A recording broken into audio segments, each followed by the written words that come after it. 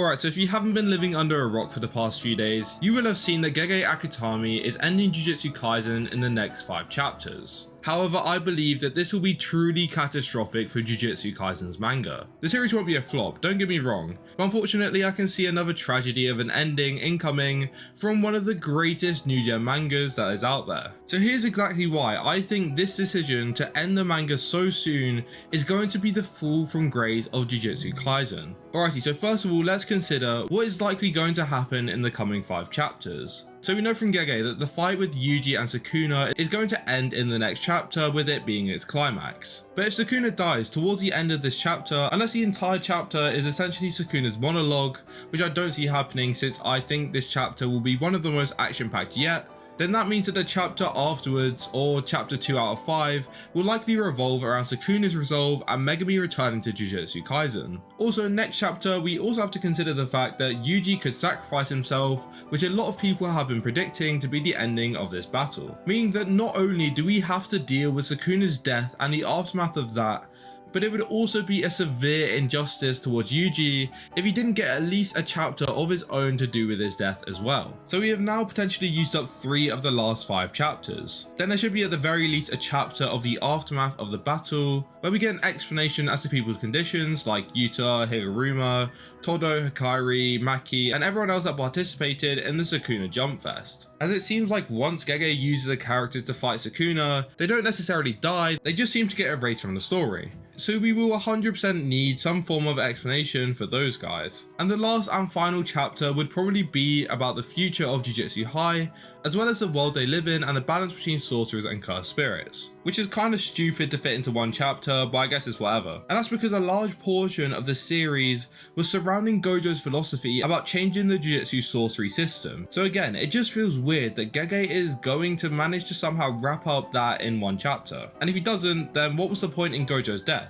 As that was supposed to be the signal for Gojo to pass on the torch to the oncoming Jujutsu sorcerers, to carry on his legacy and teachings. Like, do you see where I'm getting at here? 5 chapters is stupidly overrushed, and I just covered a possible ending, not exactly what's going to happen in those 5 chapters. But now I want to discuss how Gege just completely ignored certain plot points that were integral in what made the story and its future so exciting. A lot of Jujutsu Kaisen's enjoyment in the reading of it is the anticipation for the future. And even after reading chapter 266, before hearing about the news that the show was ending, I still was looking forward to the future implications of the chapter itself. But it's clear that Gege just wants a series to be over as quickly as possible by completely rushing the ending. And I know that he just wants to move on to the new manga that he wants to create, but come on, you literally created some of the most peak fiction in the last decade, and now you're suddenly in a rush to get it over and done with. It just makes no sense to ruin most of your hard work like that. And now I want to go over some things which are truly insane that didn't occur, and that go beyond just what we expected, but was literally written to happen but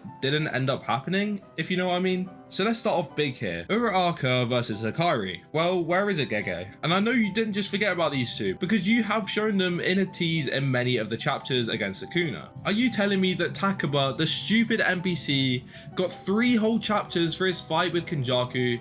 But nah, one of the most peak potential matchups you could ever create. Nope, that one's gotta happen off screen, trust me guys. I know the fight doesn't have that many narrative implications, as it doesn't really change anything for either sides, but it is still important, and you can't just write it in there and be like, oh no guys, I don't have time to write that fight, oopsie daisies. That whole situation has got me rattled, it just seems so silly. Alright, secondly, what happened to the merger between Tengen? So maybe I'm wrong here, but wasn't this like the main plot point of the entire show? Kenjaku had his 1000 year plan, and he may not be the strongest villain, but he sure as hell was supposed to be the main one. Kenjaku was such a well written villain, but he ended up dying to a comedian Yuta tag team? Ah yes, let's just have him die to Yuta, because why not? Gege was like, it may make no sense, but I'm sure it'll be a cool moment for my fans. It would have made so much more sense if Sukuna died to like Kashimo or something, and Yuji versus Kenjaku was the final battle. Okay, alternatively, answer me this one.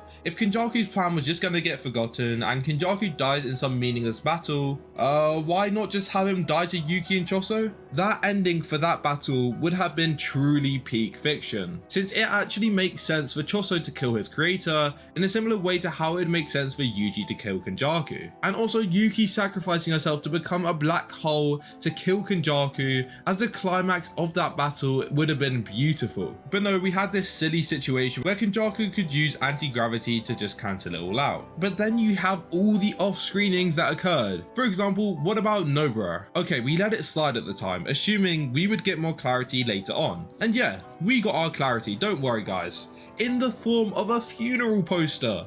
Like, what the actual hell is going on here, Gege? Maybe he just hasn't figured out how to write deaths because the only good one thus far was Hanami and Choso, and nothing is going to change my mind about that. But you would think after he killed off like 100 characters, he would eventually learn how to do it properly. But what would I know, I guess? I know I may sound like a huge Jujutsu Kaisen hater, but it's because I love this series so much. And it just really frustrates me to see the ending and so many major plot points just go to waste. But let me know in the comments down below if I'm being unjustified or taking this too far. And there are a few more things that we kind of expected to see. Now, compared to the ones that I've already covered, this one is definitely forgivable. And I'm talking about the Heian era and Sukuna's lineage. Again, this isn't entirely necessary for the story, but it definitely would have been nice to see into Sukuna's character a bit more, but right now, as a character, he just seems a bit flat. Don't get me wrong, he's extremely cool as a villain, but his depth is as deep as a paddling pool. But normally major villains have a little more behind their characters,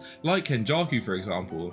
And that's why he served as the main villain for so long, and why it seemed weird for him to die in such a fashion. But Sukuna is just the strongest and innately evil, which like I said, isn't bad writing by any means, and he served his purpose well as a stepping stone for Jujutsu sorcerers and the pinnacle of strength. But I speak for most of us when I say it would have been nice for us to see a little more into his past and his connections with Yuji. As Gege wrote it in there, and he wanted us to see more of this connection, but I think out of necessity to end this series as quickly as possible, he just decided to skip over it. And maybe I'm speaking too soon, since there is a chance that we could perhaps see that in the next 2 chapters, but I can definitely see his character being left where it is. And finally, we have Yuji Itadori's domain. I'm probably just pulling at strings here, and I apologize if you feel like I am, and it was an insane moment for Yuji to open his domain, don't get me wrong, and the abilities seem amazing, but the lack of explanation behind any of it just seems slightly unjustified. And I feel as though if Yuji does sacrifice himself, the mystery behind his domain is going to get lost in history, which maybe when we look back on the series as a whole,